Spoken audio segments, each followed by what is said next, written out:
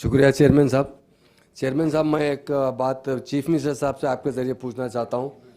Election से पहले chief minister साहब ने बड़े वायदे किए और ख़ास तौर से माइनॉरिटीज़ के कहा कि हम एक नहीं दो मिनिस्टर बनाएंगे माइनॉरिटीज़ से। मगर आज 1 साल होने के बाद एक भी माइनॉरिटी मिनिस्टर नहीं है।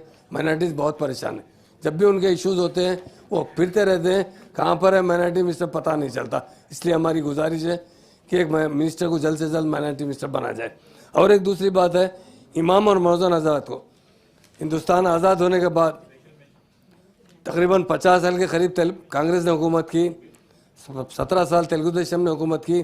कभी भी इमाम और मौज़न हज़रात को कुछ भी हदिया नहीं दिया गया था।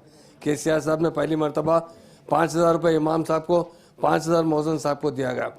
उसकी वो देखते हुए रेवंत रेड्डी साहब ने ऐलान किया था, मैं मौज़न पेशवाम साहब को 12,000 रुपये दूँगा, 10,000 रुपये इमाम साहब को दूँगा। मगर आज अफसोस की बात यह है कि वो 5,000 भी नहीं मिल रहे। लोग हमें फ़ोन कर बता रहे हैं, भाई कम से कम कौंसल में तो उठाइए, असम्बली में तो उठाइए। 4-4, 5-5, 6-6 महीने में भी हमें पैसे नहीं मिल रहे। हमारी आपके ज़रिए मिश्रा साहब से गुजारिश है कि इमाम और मौज़न हज़रात के पैसे जल्द से जल्द डाला जाए। Thank you. हमारे HN न्यूज़ को सब्सक्राइब करिए ताकि आपको नोटिफिकेशंस आते रहे वक्त पर।